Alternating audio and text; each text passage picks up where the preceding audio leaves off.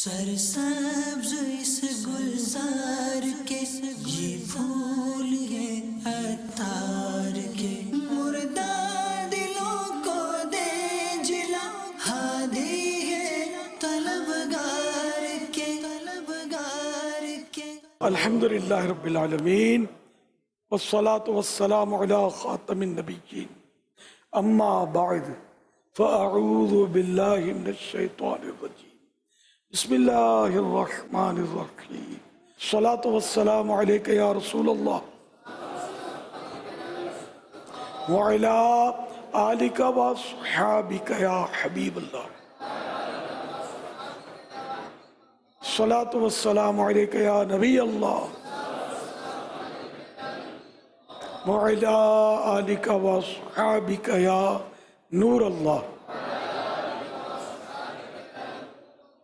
فرمان آخری نبی صلی اللہ علیہ وآلہ وسلم، شب جمعہ اور روز جمعہ مجھ پر کثرت سے درود شریف پڑھو کیونکہ تمہارا درود پاک مجھ پر پیش کیا جاتا ہے۔ صلو علی الحبیب صلی اللہ علی محمد۔ اگر کوئی شخص نماز جنازہ کے اندر امام جب تیسری تکبیر کہے اس وقت شامل ہو تو اب وہ بقیہ نماز کس طرح پوری کرے گا؟ مسبوق یعنی جس کی بعض تکبیریں فوت ہو گئیں وہ اپنی باقی تکبیریں امام کے سلام پھرنے کے بعد کہے، اور اگر یہ اندیشہ ہو کہ دعا وغیرہ پڑھے گا تو پوری کرنے سے قبل لوگ جنازے کو کندھے تک اٹھا لیں گے تو صرف تکبیریں کہہ لے، دعا وغیرہ چھوڑ دے۔ چوتھی تکبیر کے بعد جو شخص آیا تو جب تک امام نے سلام نہیں پھیرا شامل ہو جائے، اور امام کے سلام کے بعد 3 بار اللہ اکبر کہے پھر سلام پھیرے۔ میرا سوال یہ ہے، 3 اس سوال کے پارٹیشنز ہیں کہ پہلا یہ کہ لفظ مرشدی ہے یا مرشد ہے، مرشد یا مرشد، اور جو ہمارے پیر صاحب ہوتے ہیں ان کے لیے لفظ مرشد استعمال کیا جائے گا یا مرشد۔ اور تیسرا سوال یہ کہ عوام کے اندر ایک نعرہ مقبول ہے کہ سیدی مرشدی یا نبی، تو یہاں پہ لفظ مرشد استعمال کیا جائے گا یا مرشد؟ مرشد مانے ہدایت دینے والا، مرشد ہدایت دیا گیا، تو مرید جو ہوتا ہے وہ مرشد ہوتا ہے اور پیر جو ہوتا ہے وہ مرشد ہوتا ہے، تو اس لیے مرشدی آئے گا، مرشدی سے معنی بدل جائیں گے، مگر یہ عوام کی زبان پہ مرشدی چڑھا ہوتا ہے، خاص کر پنجاب میں یہ زیادہ ہے، وہ مرشد وہ زیر زبر اوپر نیچے کر دیتے ہیں، زیادہ تر دیکھا ہے۔ عالم کو عالم بولتے ہیں، اللہ عالم مانے دنیا، عالم مانے علم والا، یہ میں نے کانوں سے سنا اس لیے بولتا ہوں کہ اس طرح زیر زبر آگے پیچھے ان کے بیچاروں کے ہو جاتے ہیں۔ اسی طرح وہ سید لفظ نہیں ہے، اصل لفظ یا کے نیچے زیر ہے، سید، تو سیدی مرشدی یا نبی وہ جو لگاتے ہیں نعرہ، اس میں سیدی مرشدی یا شین دونوں کے نیچے زیر آئے گا۔ سیدی مانے اے میرے سردار، مرشدی مانے اے میرے مرشد، تو پیارے آقا صلی اللہ علیہ وسلم تو ساری کائنات کے مرشد ہیں۔ صلو علی الحبیب صلی اللہ علی محمد۔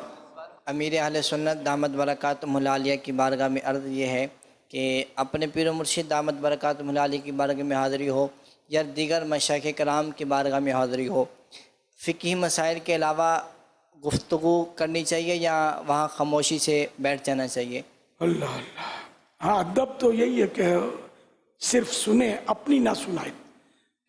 جیسے اب کوئی دعا کے لیے کہنا ہے، اپنی کو پریشانی ظاہر کرنی تو وہ بھی حرج نہیں ہے اس طرح کہنے میں، لیکن زیادہ تر یہ کہ بہتر یہی کہ ان کی سنیں۔ بعض لوگ اپنے کارنامے سنا رہے ہوتے ہیں تو یہ مناسب نہیں ہے۔ دور جب اللہ کے ولی ہیں تو یہ ہمارے دلوں کے حالات بھی جانتے ہیں، تو اس صورت میں دعا کے لیے بھی کہنا چاہیے یا دعا کے لیے بھی خاموشی رہنا چاہیے؟ ولایت میں دل کے حال جاننا شرط تو نہیں ہے، نہ ولایت کے لیے وہ کرامت شرط ہے، اس میں بھی اقسام ہوتی ہیں نا، اور اللہ جس پر چاہے یہ کرم کر دے اس کے فضل سے کہ وہ دلوں کا حال جان لے، اور یہ ضروری نہیں ہے کہ ولی ہی جانے، غیر ولی بھی جان سکتا ہے. وہ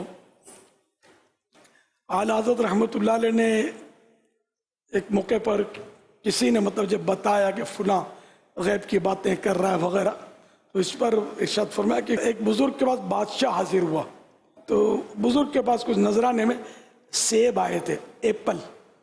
تو اس بادشاہ نے ایک ایپل پر نظر ڈالی کہ اگر یہ واقعی اللہ کے ولی ہیں پہنچے ہوئے ہیں تو یہ سیب میں جو چاہتا ہوں نہیں اٹھا کر مجھے دے دیں گے، کہ دل کی بات جان لیں گے.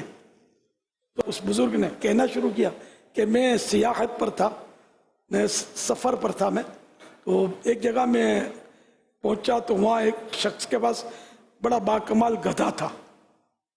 گدھے میں کمال یہ تھا کہ لوگ جیسے بیٹھے ہیں تو ان کی قلم اس کا اس کی طرف، رومال اس کا اس کی طرف، یوں چیزیں بدل دی جاتی. پھر وہ گدھا جو ہے اس میں سے لایا جاتا اس کے کمرے میں سے، تو جس کی وہ چیز ہوتی تھی نا اس کو وہ دھکیل دیتا تھا، قلم اس طرف ڈال دیا، رومال جس کا تھا اس طرف، جس کو تھا اس کو پہنچا دیتا تھا. پھر یہ واقعہ سنانے کے بعد اس بزرگ نے سیب اٹھایا اور بادشاہ کو دیتے ہوئے کہا کہ میں نے اگر تمہارا مطلوبہ سیب تمہارے دل میں آیا، وہ سیب تم کو دے بھی دیا، تو اس گدھے سے بڑھ کر کیا کمال کیا. تو اصل کمال یہ نہیں ہے، اصل کمال ہے شریعت کی پابندی، قرآن و حدیث کی پابندی، فرائض و سنت کی پابندی، شریعت کی پابندی.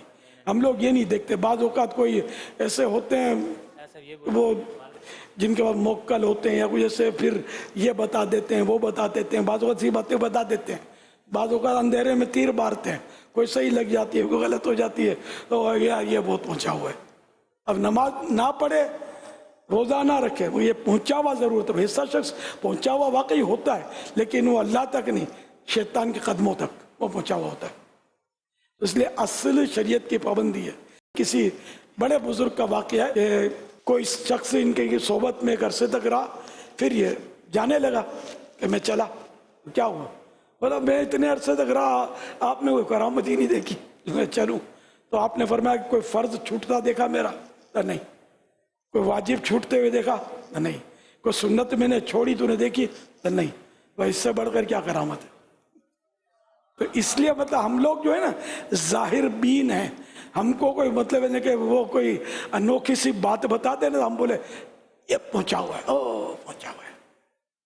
تو اللہ پاک بس ہم سے راضی ہو جائے تو ہم پہنچے ہوئے ہیں. اگر رب ناراض ہے تو دنیا بولے پہنچا ہوا ہے، کچھ بھی نہیں فائدہ. صلو علی الحبیب صلی اللہ علی محمد. ڈاکٹر اشتیاق احمد اتاری، سردار آباد سے آپ کی خدمت میں حاضر ہوں. کبھی استقامت مل جاتی ہے نیکیوں پہ، پھر پیچھے ہو جاتے ہیں، پھر مل جاتی ہے، ایسی کوئی مستقل ہو؟ آپ تو کرامت سے بھی آگے جانا چاہتے ہیں.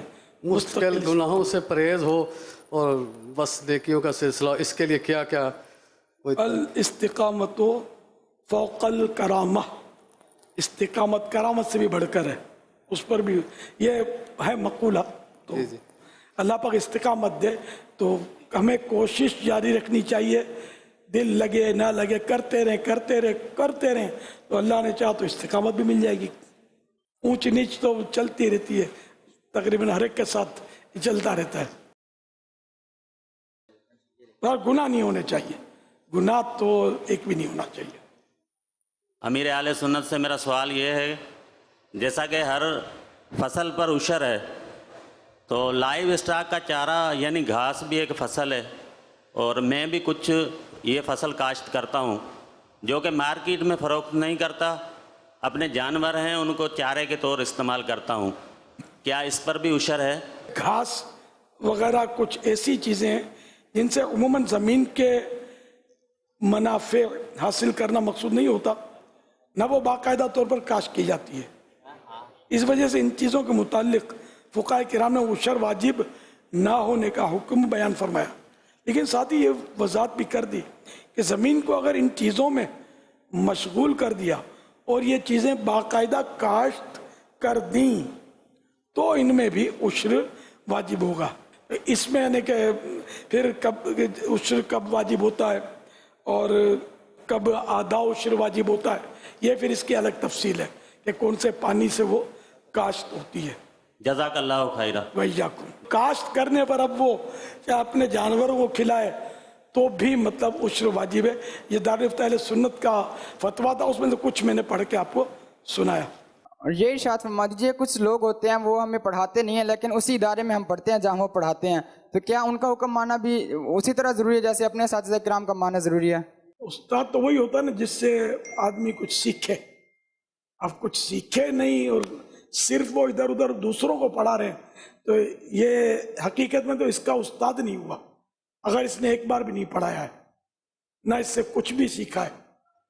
یہ وضاحت فرما دیں کہ اگر دیگر اساتذہ وہ اگرچہ ہمیں پڑھاتے نہیں ہیں لیکن وہ علماء ہوتے ہیں اور تنظیمی طور پر جیسے کیا ہمیں کرنا چاہیے ان کے فرمان کے؟ وہ الگ بات ہے کہ اگر علماء ہے تو ان کا تو احترام فرض ہے، استاد کے حوالے سے نہ بھی ہو تو. اور ویسے بھی کسی مسلمان کی بلا وجہ توہین کرنا یہ تو ظاہر کہ گناہ ہے. علماء ہے تو ان کا تو احترام لازم ہے، فرض عالم کا احترام بس سبب علم دین. صلو علی الحبیب صلی اللہ علی محمد. ہم نے یہ بھی سن رکھا ہے کہ جسے آقا بلاتے ہیں تو ان کی حاضری ضرور ہوتی ہے، اب اس میں مال وغیرہ نہیں دیکھا جاتا. تو حضور ہم ایسا کون سا عمل کریں، ہم ایسا کون سا وظیفہ پڑھیں جس سے آقا علیہ الصلوۃ والسلام ہمیں اپنے در کی حاضری نصیب فرما دیں؟ برائے کرم ارشاد فرما دیں. جب بلائے آقا نے خود ہی انتظام ہو گئے، درود شریف کی کثرت کرتے رہے، فریاد کرتا رہے، دل میں جذبہ ہوگا اور لگن ہوگی. میں ایک نوجوان کو دیکھتا تھا، عیسائی بھائی تھا، مطلب یوں بہت پرانا واقعہ یہ، وہ بالکل بیچارہ دیکھنے میں بھی کوئی اس میں نہ باتوں میں کسی طرح کی بھی اس میں کوئی ایسی چیز نہیں تھی جو اس سے کوئی دوستی کرے، اس سے بات چیت کرے. اب وہ ٹیپ ریکارڈر کا دور تھا، وہ کسی نے اس کو ٹیپ ریکارڈر دلا دیا ہوگا، وہ اس میں نعتیں سنتا رہتا تھا تو کسی کے دل میں آ گیا تو اس کو مطلب یعنی کہ کسی نے وہ عمرے پر بھیج دیا. یہ سفینے میں ایک عیسائی بھائی کو دیکھا میں نے، وہ بھی بڑے دیوانے، وہ ایسے دیوانے کہ اے سی بھی اس میں تھے سفینے میں، اے سی، اس کو پتہ نہیں تھا کہ اے سی یہ اے سی ہے. ایسا سیدھا اجتماع میں آتے تھے، وہ امامہ باندھتے تھے لیکن کچھ زیادہ ہی سیدھے تھے. تو یہ سفینے میں بس وہ کسی نے اس کو دے دیا ہوگا، بھائی چڑھ گئے تھے سفینے میں. جب ہم سفینے کے ذریعے گئے تھے، اب چل مدینہ قافلہ تھا ہمارا باقاعدہ، اس میں جو دوسرے بھی چڑھے ہوئے تھے وہ مطالبہ بھی زور شور سے کرنے والوں نے کیا چل مدینہ کہ ہم کو قافلے میں لے لیا جائے. اچھا اس میں وہ جو تھے نا کیا چل گیا جا، میں نے کہا یار یہ تو بغیر مانگے اس کو تو چل کرنا ہی پڑے گا. اس بیچارے کو سوچ کا ہی کچھ نہیں پڑتا ہے، جا کے چکرے مارے گا ادھر ادھر کیا کرے گا. تو پھر ہم نے اس کو بغیر بن مانگے جو اپنا لیا تھا چل مدینہ. اس کو یہ بھی نہیں سمجھ پڑی ہوگی شاید کہ میں یوں چل مدینہ یوں ہی ہو گیا ہوں، ایسا سیدھا تھا. صلو علی الحبیب صلی اللہ علی محمد. میرا آپ سے سوال یہ ہے کہ ہم عمرہ کرنے کے لیے جاتے ہیں تو وہاں پر جدہ ایئرپورٹ پر ہم رکتے ہیں تو لوگ کہتے ہیں کہ وہاں پر جدائی ہوتی ہے، جدہ ایئرپورٹ پر جدائی ہوتی ہے، تو یہ کس قسم کی جدائی ہے؟ آپ بتا دیں کس قسم کی جدائی ہے. مدینے سے جدا ہو کر جو جدہ شریف کے تھرو جاتے ہیں یہ ان کے لیے بھی جدہ شریف کی یا خصوصیت جدائی کی. تو جو حاجی جدہ ایئرپورٹ پر اترتے ہیں وہ جدائی ہے یا وصل ہے؟ جدہ، جدہ یہ جد کا مؤنث اور جد کی مؤنث ہے نا، جدہ مانے دادی. تو حضرت دادی حوا رضی اللہ عنہا یہ جدہ شریف میں اتری تھی. حضرت آدم علیہ السلام کی طرف منسوب وہاں پہلے تو جدہ شریف میں ایک مزار بھی تھا، وہ لمبا مزار. تو اعلیٰ حضرت کا میں نے پڑھا تھا انوار البشارہ میں کہ یہ اس کی کوئی اصل نہیں ہے کہ یہ حضرت آدم علیہ السلام کا مزار ہے. وہاں اعلیٰ حضرت نے منع فرمایا تھا کہ وہاں زیارت کے لیے نہیں جانا. تو خیر ہم گزرے تھے وہاں سے، وہ روڈ پر سے، اور کسی نے بتایا ہوگا کہ یہ ہے جو منسوب ہے آدم علیہ السلام کی طرف مزار. تو یوں میں نے وہ دیکھا تھا. اب ہو سکتا ہے کہ نہ ہو، چھپا دیا گیا ہو، یا مطلب मज़ार था ही नहीं आदम अलैहिस्सलाम का, कि वो इसकी कोई तस्दीक नहीं थी। नबी के बारे में बहुत एहतियात करनी है। यहाँ पंजाब में, सिंध में भी कहीं कहीं बताते हैं कि यहाँ फलां नबी, तो जब तक यकीनी तौर पर मालूमात ना हो उस वक्त तक किसी की कब्र को ये नहीं कह सकते कि नबी का मज़ार है। लोगों में बात चीज़ें मशहूर हो जाती हैं। हाँ, किसी की विलायत तो मशहूर हो जाए ना कि भाई ये वली का मज़ार है, तो मान लेने में हर्ज नहीं है, लेकिन नबी का मामला जुदा है ना। सल्लु अलल हबीब सल्लल्लाहु अला मुहम्मद। इलाके में अगर इस्लामी भाइयों के अंदर गलत फहमियों के बाद नफ़रतों के बाद आपस में ना इत्तेफाकी हो जाती है, इसको दूर करने का तरीका इरशाद फरमा दें। अब इसमें तो उसमें ऐसा है कि इसके असबाब देखे जाएं, क्या असबाब हैं, फिर ये कि उन असबाब को दूर करने की कोशिश की जाए।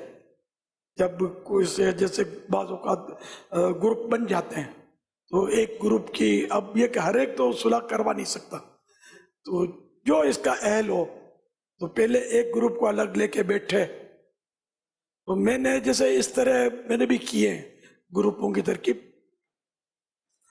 तो पहले तो ज़रा मुझे ये सब काम करने पड़ते थे, फिर बाद में शूरा बनी और माशाअल्लाह ये हमारा काम बढ़ गया तो आसानियाँ हो गई।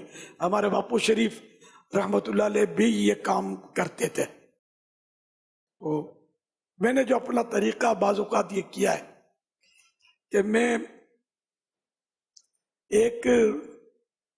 जैसे एक ग्रुप को अलग लेके बैठता, फिर दूसरे को, तो मैं इनसे बात करता, फिर मैं इनसे पूछता कि यार ये बताओ कि बनाने वाली करनी है या मजीद बनानी नहीं है, दूर हटना है। तो सारे बोलते थे बनाने वाली करनी है। सुन लिए। तो फिर मैं इनको तरीका बताता था कि देखो शोर नहीं करना है, अड़ी नहीं करनी है, वगैरह वगैरह, और जो गलती जिसकी वो मान ले। अगर बना नहीं है तो फिर झुकना पड़ेगा, झुकेंगे कुछ आप झुकेंगे कुछ वो झुकेंगे, इसी तरह उसको सेट करता। तो बाज़ बात ये रो के मिलते थे और तरकीब बन जाती थी। जद्दा शरीफ में एक वाक़या हुआ था, तो वही वहाँ के इस्लामी भाइयों में कुछ मसले थे। अब वो लेकर मैं बैठा, इनको निगरान शुरा भी थे, ये शायद नए थे उन दिनों, निगरान शुरा बने थे। वो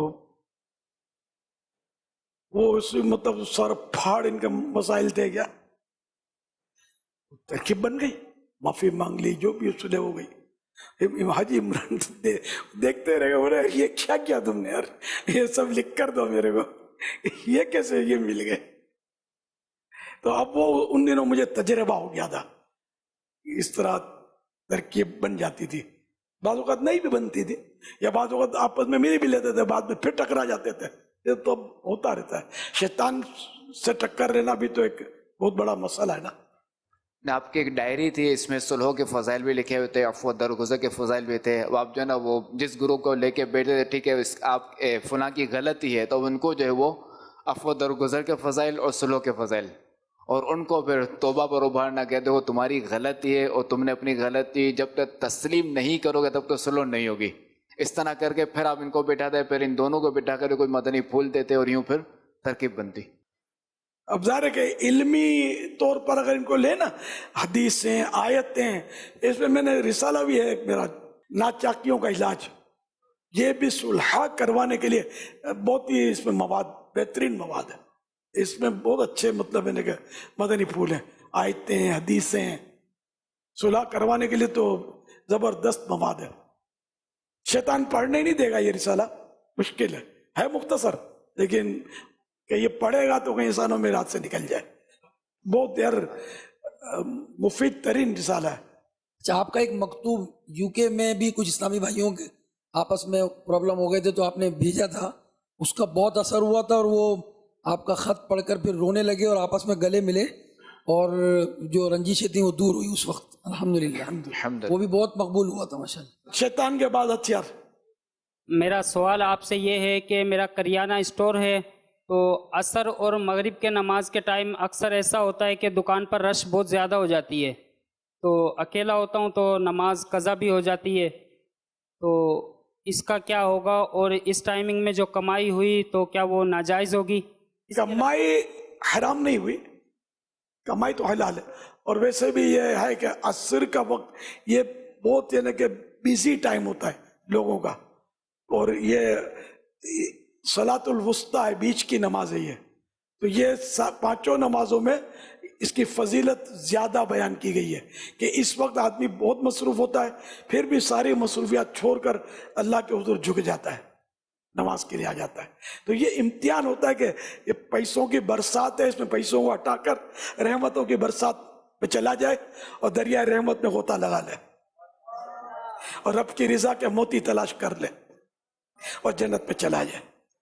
سوال یہ ہے کہ اگر امام قاعدہ اولیٰ میں ہو اور اگر کوئی شخص آ کر شامل ہوتا ہے اور امام فوراً ہی اٹھ جائے، اب قاعدہ اولیٰ میں وہ شخص بیٹھتا ہے، اب تحیات مکمل کر کے تشہد پڑھ کے اٹھے گا یا پھر تشہد مکمل نہیں کرے گا، فوراً امام کی مطابقت کرے گا؟ التحیات تو پوری پڑھے گا، اور اگر امام کھڑا ہو گیا تب بھی یہ پوری کر کے کھڑا ہو. اور اگر مکمل نہیں کری اور فوراً کھڑا ہو جاتا ہے؟ واجب تو ترک ہوگا اس کا. ایک تو التحیات تو پوری پڑھنا، پھر اتنی قدر بیٹھنا بھی. دو واجبات ہوئے قاعدہ اولیٰ میں، اور فرض میں تو بیٹھنا ہی فرض ہے وہ تو. اب اگر مسئلہ معلوم ہے اس لیے کھڑا ہوا تو پھر تو نماز اس کو دوباری پڑھنی پڑے گی، کیونکہ بھول سے نہیں چھوٹا نا اس کا واجب. مسئلہ معلوم نہ ہونا یہ خود گناہ ہے، یعنی جو فرائض ہیں نماز کے ان کا معلوم ہونا فرض، جو واجبات ہیں ان کا معلوم ہونا واجب، جو سنتیں ان کا معلوم ہونا سنت. اس طرح یہ فرض علوم کی جو تفصیل ہے تو یہ اس طرح ہے. تو نماز تو سیکھنی ہوتی ہے نا.